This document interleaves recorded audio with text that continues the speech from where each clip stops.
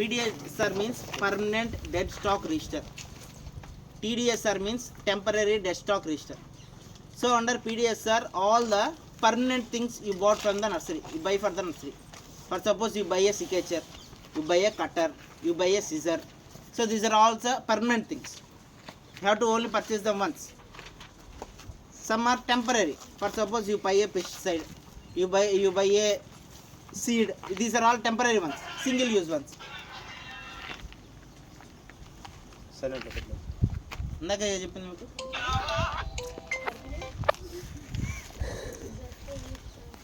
So this all comes under PDSR and TDSR. In PDSR, all the permanent ones comes under PDSR. All the temporary ones will come under TDSR. So these are our input. Next comes the labor. How much labor we are hiring, how much we are paying. So usually we pay our labor based on weeks. So or based on work hours. Sometimes we hire based on work hours. For suppose 6 work hours per day. 6 work hours per day we have to hire them and count it as a day. So అలాంటప్పుడు ఎప్పుడైనా work ఉన్నప్పుడే hire చేసుకుంటాం మనం. అలాంటప్పుడు వాళ్ళకి hourly pay చేయాలి. కొన్నిసార్లు ఏంటంటే వాళ్ళకి మంత్లీ శాలరీస్ ఇచ్చి, ఇప్పుడు ఇలాంటి నర్సరీ ఉంది, ఇలాంటి స్ట్రక్చర్ ఉంది, సో వాళ్ళకి మంత్లీ శాలరీస్ ఇచ్చి పెట్టుకుంటారు. సో ఇలాగా ఏ రోజు ఎవరు వచ్చారు, attendance register for the labours, how much we're hired labour ఎంత, ఓన్ లేబర్ ఎంత. You have 2 different registers for this, hired labor or own labor.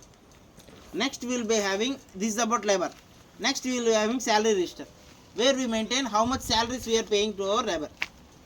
So వీళ్ళందరిని చూడటానికి ఒక సూపర్వైజర్ కావాలా, ఆ సూపర్వైజర్కి ఎంత పే చేస్తున్నాం, or the manager whatever calls.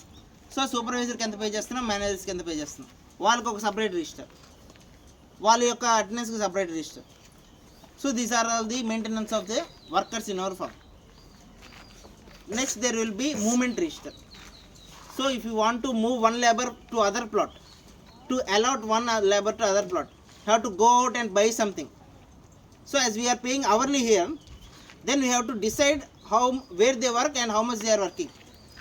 That's when only we can maintain our cost of production. So then you have to decide at which place this person needs to be where. So then everything should be documented. For suppose this person is going from A plot to B plot, so they have to write in the movement register. Then only everything happens seamlessly. This is the movement register. Next there will be the output register, or we call it indent register. So in this, if you want anything, for suppose I am from the A plot, I want pesticide today, so I will make an input requirement. I will make a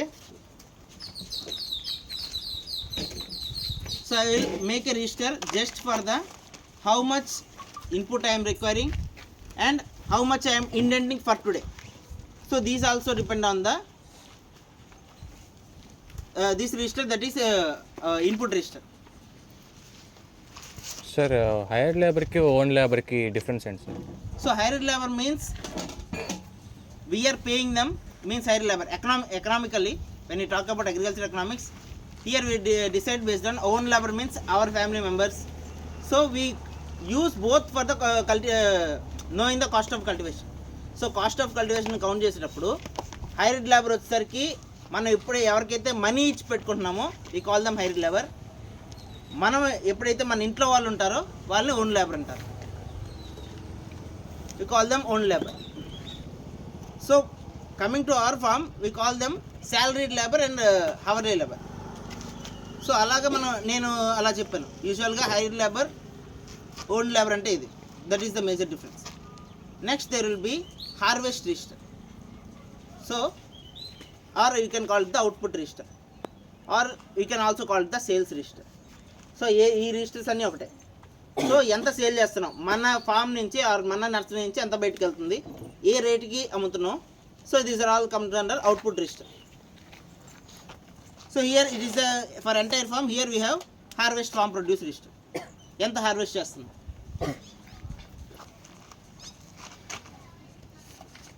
this is the multiplication register. Here we will maintain the count, live count of each and every plant that is maintained in our nursery.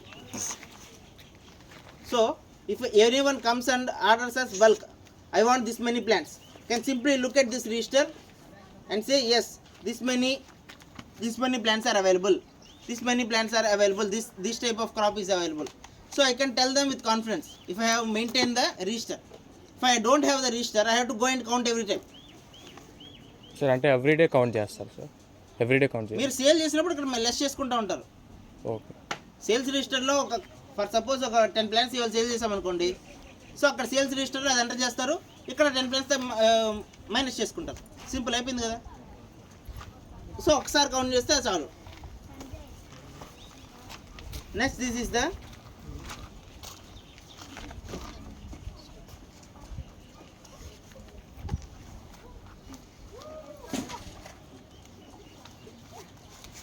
activities register.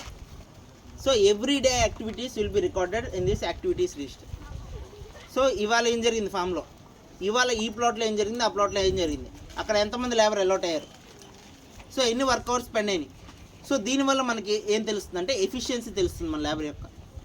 So for suppose ఒక ప్లాట్లో weeding చేయాలనుకోండి, అక్కడ weeding చేయడానికి 2 days పట్టింది ఒక half acre ప్లాట్లో.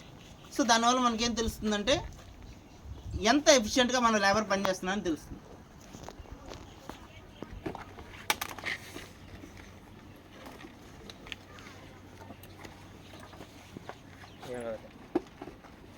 కొత్త రిజిస్టర్లు కూడా తెచ్చారా?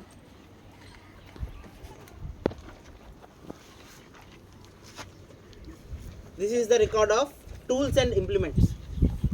So in this we will maintain how many tools are available, how many we have purchased, how many we have damaged, and how many we have indented to the others. కొన్నిసార్లు వర్కర్స్కి ఇచ్చేస్తారు. So efficiency కోసం మీ పేరు మీద మీరు ఒక worker అనుకోండి, మీ పేరు మీద we have given 10 spades or 5 spades.